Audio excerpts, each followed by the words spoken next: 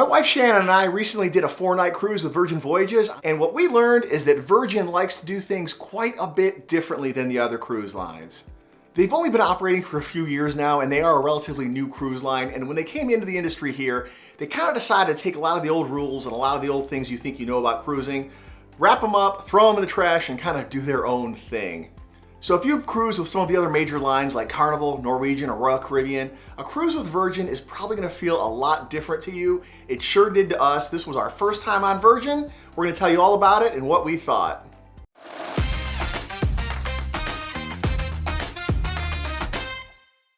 Yeah, as soon as we stepped aboard this ship, we knew this cruise was going to be a lot different. The vibe on board is its own thing. This cruise line has their very own vibe, their very own character that is a lot different than the other cruise lines. It's kind of fun and outgoing, but sort of chill at the same time. It's really kind of hard to describe. It's playful, it's whimsical, but it's also kind of sophisticated. They have sort of this playful vibe where they treat you like adults, but let you act like a kid, if that makes any sense. When you're walking around the deck, you're gonna see things like teeter-totters and these cool sculptures and cheeky humor kind of scattered all around the place that makes you realize, yeah, this isn't Royal Caribbean anymore, this isn't Carnival, this is definitely not Disney. Virgin is doing their own thing, and they really kind of make you aware of that the minute you step aboard and as soon as you get the chance to walk around and explore this ship. I'd say the vibe is adult-oriented without being adult, if you know what I mean. They treat you like a grown-up, but kind of let you act like a kid, if that makes any sense. You know you're in for a different kind of cruise experience as soon as you go put on the safety video in the cabin, which is one of the first things you're gonna need to do. And they've turned this safety video into like a music video, actually. And it's really cool, it's fun, it's entertaining, and it tells you everything you need to know while actually making it something you'd wanna watch. On some of the other cruise lines, they make you watch this safety video that's pretty dry, and they just tell you, hey, this is where this life vest is, and this is where the muster station is, and listen for these announcements if anything's going wrong. On this cruise, they turned it into like a whole entertainment thing that honestly was pretty fun to watch, and I would watch it again. So yeah, the vibe is definitely gonna be a lot different on this cruise line than a lot of the others because one of the major selling points is that there are no kids on this ship. Virgin Voyages is an 18+ cruise line. There are no kids anywhere. Kids are not allowed on this ship, but because it is an adult cruise, it has led to some misconceptions that are out there. I've heard people say they think Virgin Voyages is just one wild party cruise with just drunken debauchery happening all the time, and that really was not the case at all for us. And this was a 4-night cruise. This was a short cruise, and some of those shorter cruises do tend to have a reputation of being booze cruises, especially on lines like Carnival. Now this did not have a wild atmosphere really at all. It had a very fun atmosphere, and there was one night called Scarlet Night, where most of the ship's lights turn red, all the lights in the hallways are red, the outside of the ship is red, lots of the public areas are lit red, and there is a pretty wild party up on the top deck, but it was kind of like a party / entertainment atmosphere. There was dancers and all kinds of things going on, and on our cruise it happened to be Halloween, so I think it was doubly wild for that. It was Scarlet Night, but it was also Halloween night, so all this crazy stuff was happening, and it was in costume. Now, I thought it was actually a lot of fun. I love that, and I'm not really like a giant party guy. I'm not gonna go on cruises to go to the club. That is not really my vibe, but I really thought this was a lot of fun, and Scarlet Night was really the only night on board where it was like a crazy wild atmosphere. The rest of the time, it was really, really chill, and if you wanted that wild atmosphere, there was places you could find it. There is a bar on board called the Manor, and that was like the club, the dance club on board the ship, and if you went in there, yeah, you could have a pretty wild atmosphere, but most everywhere else on the ship, it was not like that. So if you think you're gonna go on Virgin Voyages expecting a wild atmosphere everywhere, whether that's something you're looking for or that's something you're looking to avoid, it really wasn't the case. On Scarlet Night, yeah, it kind of was the case that night, but there's still plenty of places you can go to get away from that if that isn't really your thing. And if it is your thing the rest of the time, you can go check out the Manor. Another big misconception I've heard about Virgin Voyages, and I've heard a couple people warn us about it before we get on board, is that it's a big swingers cruise, that there's gonna be pineapples hanging from the doors everywhere, and all the couples are gonna be hooking up, or you're gonna get propositioned everywhere. And I'm gonna say no. I mean, unfortunately, or fortunately, didn't really happen to us. I mean, I'm not gonna say it's not happening, it's probably happening on every cruise. We did see a pineapple hanging out a door, a couple doors down from us on the hallway, but you know what? On our last Carnival cruise, we saw that too. So I'm not saying this activity isn't happening on board. I'm sure it is to some degree, but it's not like you're gonna be walking around getting propositioned everywhere. I'm sure there's a secret code, a secret language that goes on. I think this kind of thing is happening on every cruise line, and I didn't see anything on this one that led me to believe it's happening any more on this one. So if you're going on a Virgin Voyages cruise specifically to seek this out, yeah, you know what? You may be disappointed, or maybe you're not. You know how to find your own people. Another misconception that was kind of blown away is that Virgin Voyages caters to just a bunch of wild, drunk 20-somethings, and that is not what we saw at all, even on this 4-day cruise. Drunk 20-somethings, they can't afford this cruise. This was more of drunk 40-somethings, drunk 50-somethings. Instead of a bunch of drunk partying millennials, it was a bunch of partying Gen Xers. So yeah, if you're coming on here thinking it's going to be spring break at sea, it really wasn't like that at all. And when I say drunk 40-somethings, drunk 50-somethings, I mean it wasn't like wild spring break drunk 40 or 50-somethings. It was just people having a good time. And the last misconception that I heard that a couple people warned us about is that Virgin Voyages is like this giant floating orgy at sea. It's debauchery, it's craziness. And you know what? Once again, nah, unfortunately or fortunately, I hate to disappoint, we did not see that at all. I think this does get that reputation because it's an adults only cruise and because there's no kids on board, people think it's an adult cruise, if you know what I mean. But all that meant to us is without all these kids on board, it meant the pool wasn't full of kids. It meant there wasn't a bunch of teenagers crowding into the hot tubs. Instead, it's gonna be a bunch of 40 and 50-year-olds and 30-year-olds hanging out in the pool, just kind of drinking pina coladas politely and nicely and having conversations instead of a bunch of loud kids all around.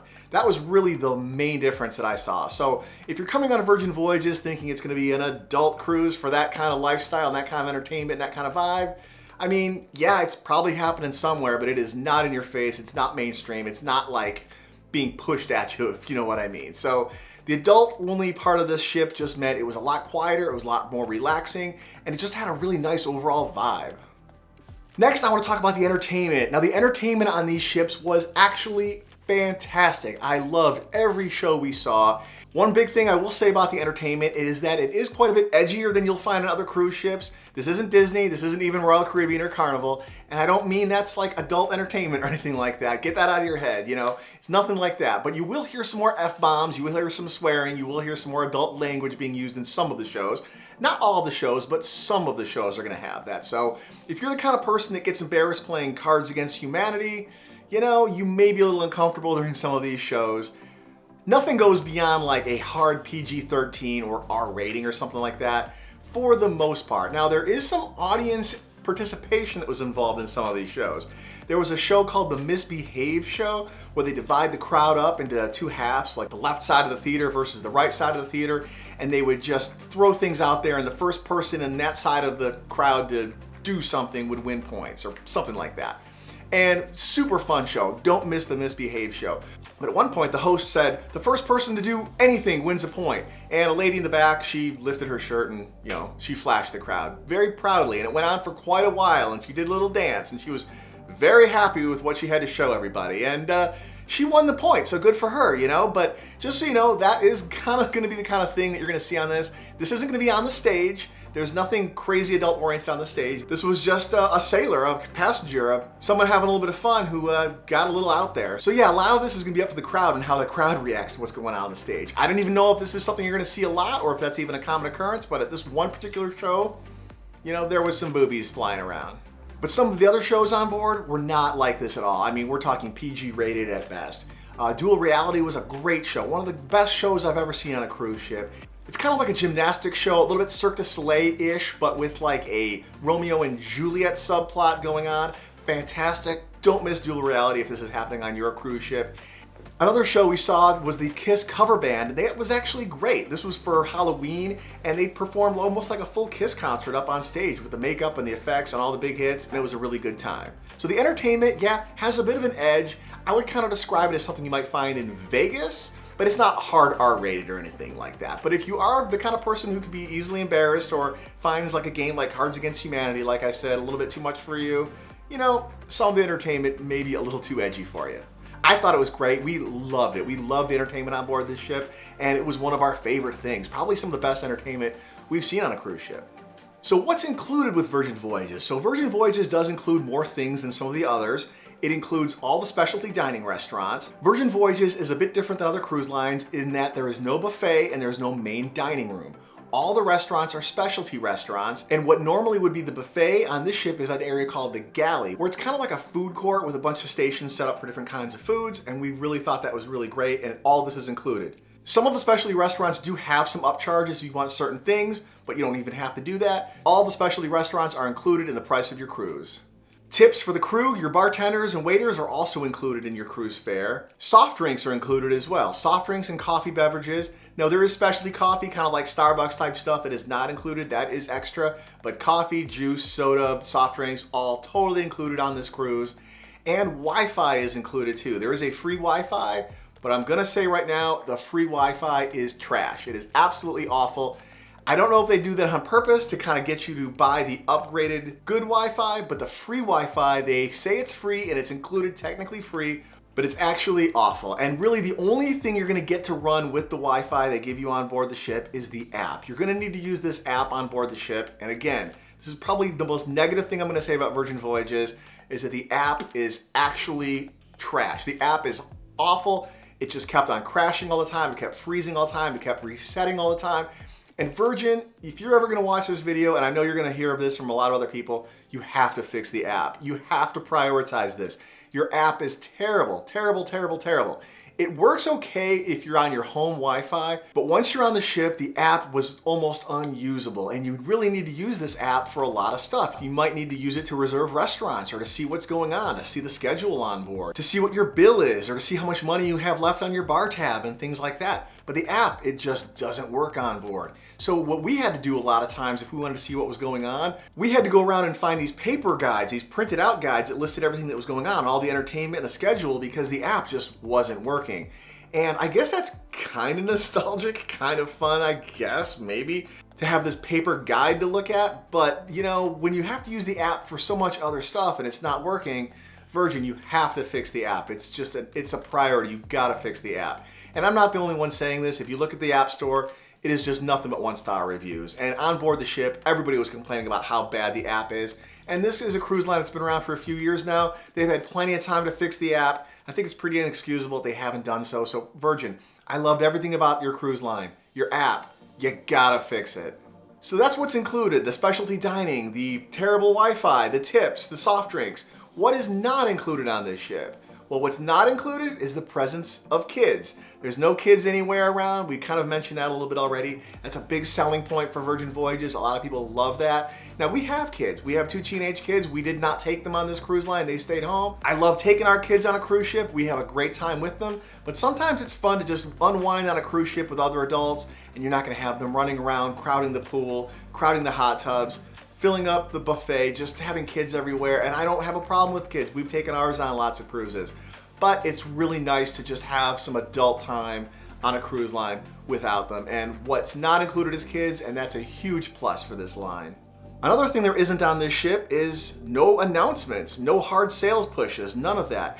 There are a few announcements on day 1 just to kind of tell you where to go for your muster station and to tell you that, hey, we're gonna be departing pretty soon. After that, no announcements at all. They're not telling you where to go play bingo. They're not telling you that there's gonna be some drink special. They're not selling you spa packages. You never hear from the cruise director. I don't even know if there is a cruise director on this ship. If there was, never saw him, never heard their name. The captain makes no announcements whatsoever. There's no photographers walking around trying to sell you pictures. There's no one getting in your face trying to sell you a spa package. There's nobody even making announcements about shows or parties or anything like that. They kind of have this come or don't attitude. They know that it's out there. They put the information in the program. If you come to the event, you come to the show, cool. If you don't, cool. They're not putting that out there. They're not making announcements, and they're not getting in your face about it. And I really, really like that. I keep saying, this is a cruise line that treats you like an adult, but kind of lets you act like a kid. There's also no drinks package offered on Virgin, so you can't buy this prepaid thing where you go and drink as much as you want. They don't have anything like that. They do offer what's called a bar tab, which is to prepay for your drinks, and they will tack on a bonus depending on how big of a package you buy. For example, we bought the $300 bar tab, and they tacked on an extra $50. So for $300, we got $350 worth of drinks for 4 days for the 2 of us, and that worked out pretty good.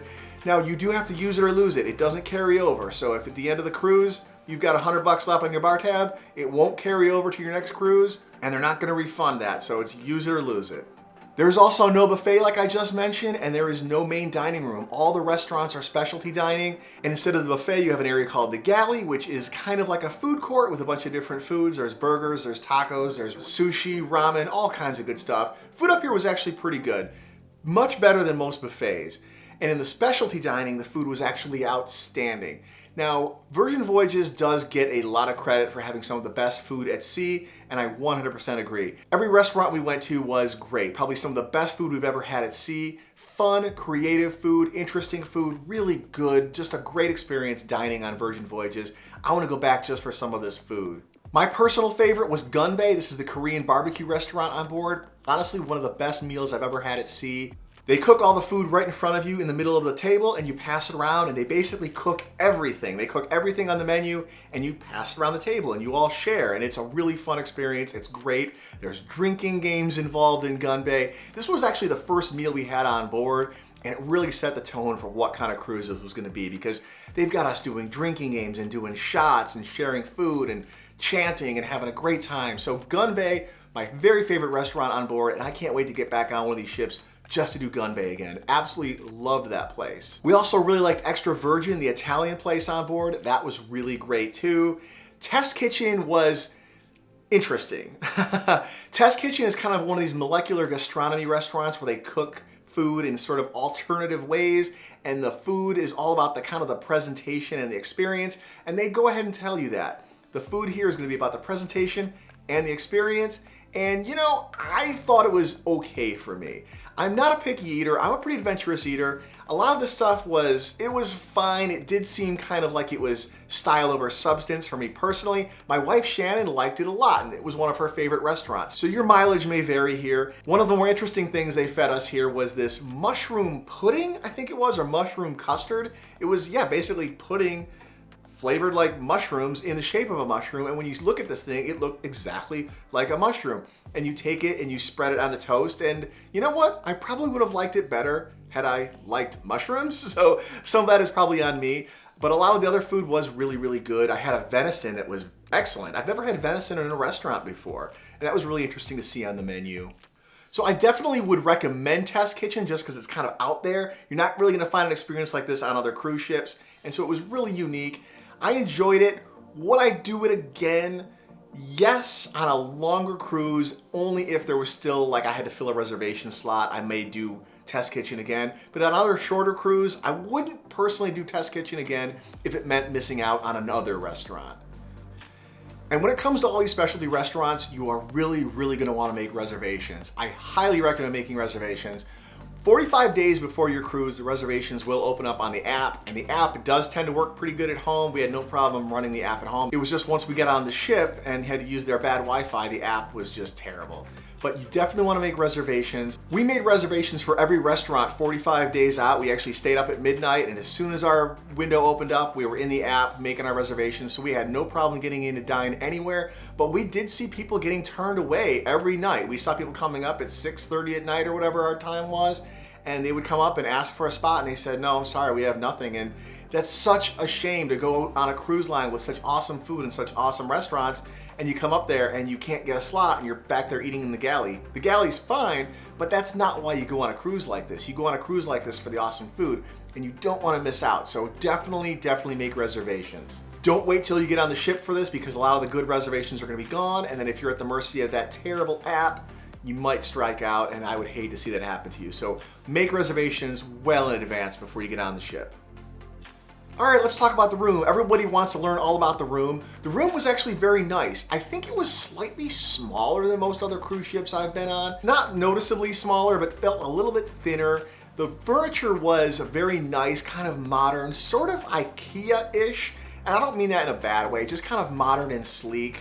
The bathroom was very tiny, one of the smaller bathrooms I've ever seen on a cruise ship, and a very small shower, but the shower did have a rain shower overhead, and that was really, really nice. The balcony was quite large, had a hammock out there that you can kind of hang out and sit in and watch the sea. We really loved that. We used that a little bit more than you'd think, actually.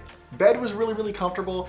And another really cool feature of the room is the room comes with this little control panel, kind of like an iPad that you can use to control the TV, and you can control the lighting in the room. There's some lighting presets in here that you can tap, and it'll change the lights to different vibes or different moods, or for, you know, different activities you might be and do that night. And outside the room, when you're walking around the ship a little bit, The furniture around the ship has been kind of controversial a little bit. Some of the furniture on board the ship was, you know, a little bit not the best to sit in. A lot of it was great. There was a lot of comfortable big beds and loungers laying everywhere. But some of the chairs, you know, I would say, yeah, probably not my favorite thing to sit in ever. And when you're walking around the ship, you're gonna notice there's a lot of focus on fitness on this ship. There's a lot of fitness stations. There's like a boxing ring you can play with. There's teeter-totters. There's a lot of fitness and exercise stations all around. It's pretty heavily featured on their ships, all this fitness and exercise stuff, the running track, and not a ton of people using it. And that gets me to the pools as well. Something that's been pretty controversial on these ships is the pool. There's really only one pool, one main pool at least, and it is fairly small. But because there's no kids on board, the pool never really got super crowded either. Like, it's one pool and it's not very big, but it never filled up with people either. So I don't know if that's really that big of a deal. It's not as big a deal as some people are making it out to be. I do see the size of the pool being brought up as a big negative. But there is another pool called the wellness pool. It's this round pool, kind of looks like a giant hot tub, and it is freezing. All the time, this water was absolutely ice cold. We did hang out in there a little bit. It was kind of nice to be in there when the weather was hot, but just so you know, the water in this pool is freezing. The water in the normal pool wasn't freezing, but it wasn't warm either. It just didn't feel like it was heated. It was fine. And finally, I really wanted to mention what I think makes Virgin Voyages really different, really stand out from the other cruise lines, and that is the people. There is a very specific type of person you're gonna find on these ships, and everybody was very cool, very friendly, very, very happy to be there. And I know on every other cruise ship you've ever been on, everyone's happy to be there. You're on vacation. But on this ship, it felt just kind of different. Like everybody was among their tribe, they were with their people. This is a cruise line that does attract a very specific type of person, a very specific type of cruiser. It's not a cruise line for everybody, I will admit, but when you're on this ship, everybody just kind of felt like they were with their people, and everybody was very cool, very friendly, very chill. This was a 4-night cruise, which does tend to have the reputation of a wild booze cruise, and there was none of that. No crazy, stupid behavior from anybody. Everybody was just very happy to be there, chat with people, make friends. I absolutely loved the vibe on this ship and just loved hanging out, meeting and talking to people. You'll be sitting in a hot tub talking to people from around the world, and you know, you can do that on every cruise ship and that happens, but on this type of cruise line, everybody just felt sort of like this kindred spirit with each other, and I really love that. That was one of my favorite things about this cruise line, and that does trickle over to the crew as well. The crew on the ship was outstanding as well, and you could tell they really enjoy their jobs. I've heard that Virgin treats their people among the best in the cruise industry, and you can really tell. All the servers, all the waiters, bartenders, room stewards, everybody was just very friendly, but in like a genuinely friendly way. Not like a professionally friendly way where they have to smile and be nice to you. It actually felt pretty genuine and real on this ship, and I really appreciated that and really felt that. So the people were probably one of my favorite things about this ship and one of the main reasons I'm going to go back, simply because it really helped promote that great warm vibe that this ship had. Alright, thanks for watching. I would really appreciate it if you subscribe to this channel if you haven't already. I'd love to talk about fun things all over the state of Florida, from the theme parks to the state parks. And if you know someone who might be going on Virgin Voyages, maybe send this video to them. I'd really appreciate it. And come check out our Patreon too. I'm adding some extra content on there. The link is going to be right here at the bottom of the screen. And yeah, talk to you guys next time. Bye-bye.